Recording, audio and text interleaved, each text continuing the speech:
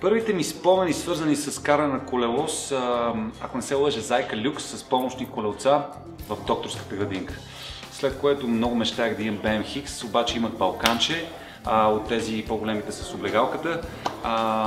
И си спомням как се събирахме много приятели и ходехме от Редута, карахме колелета до летището и това беше някакъв невероятно дълъг и екстремен маршрут за нас, за годините, на които бяхме.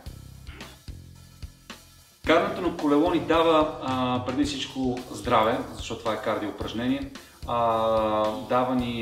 Спестява ни много време, защото не се съобразяваш с трафик, задръствания и всякакви други неща. Дава ти чувство за свобода, защото ти решаваш откъде и как да минеш. Дава възможност да бъдеш себе си по още един готин начин.